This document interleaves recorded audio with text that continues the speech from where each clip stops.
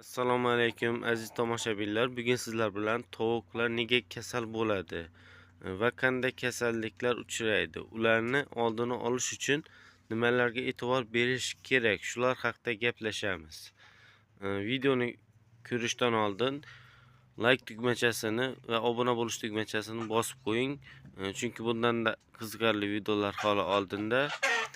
Videoni o'tkazmasdan oxirigacha tomosha qiling. Shunda video siz uchun foyda bo'ladi. Tovuqlar nega kasal bo'ladi? Tovuqlarning kasal bo'lishiga bir necha asosiy sabablar bor. Tozalik, yorug' yo'qligi, qafas yoki tovuqxona iflos bo'lsa, bakteriya va viruslar tez ko'payadi. Sovuq va nam muhit, shamollatish yomon. Pol nam bo'lsa tovuq tez shamollaydi, ya'ni tagi nam bo'lsa tovuq tez shamollaydi. Noto'g'ri ovqatlantirish, ya'ni sifatsiz yem, eski suv, vitamin yetishmasligi kasallikka olib keladi. Stress juda ko'p, tovuqni bir joyga tiqib qo'yish, ya'ni 20-30 ta tovuqni bir kichkina qafasga tiqib qo'ysa, bu ham kasalliklarga sabab bo'ladi. Ular bir-biridan kasallik yuqtirib olishi tez bo'ladi. Va stress deganda tovuqlarni qo'rqitmaslik kerak. Mana bizni tovuqlar uncha qo'rqmaydi.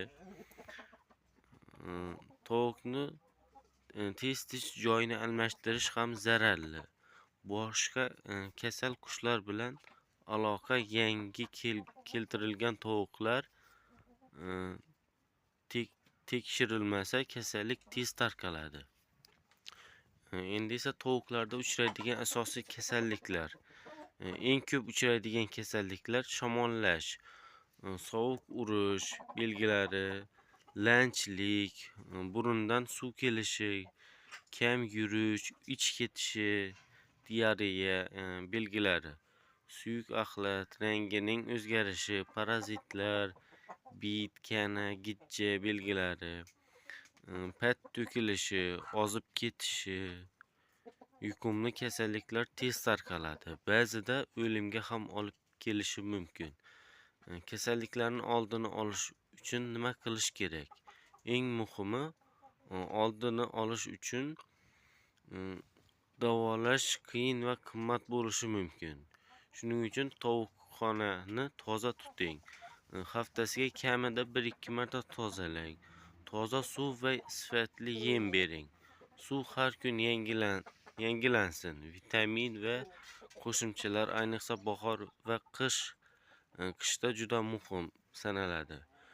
Shamollatish bo'lsin, ya'ni tovuqxonani havosini almashtirib shamollatib turish kerak. Yangi tovuqlarni alohida saqlang. Kamida 7-10 kun kuzating. Vaqti bilan dezinfeksiya qiling.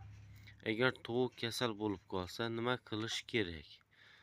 Darhol boshqa tovuqlardan ajrating. Ovqat va suvni tekshiring. Og'ir holatda veterinariyaga murojaat qiling. Xulosa, agar tozalik, ovqat va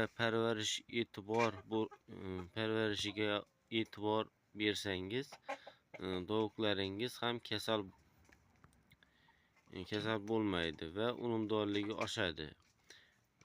Agar video foydali bo'lsa, like bosing, kanalga obuna bo'ling va savollaringizni kommentariyalarda qoldiring. Xayr, ko'rishguncha.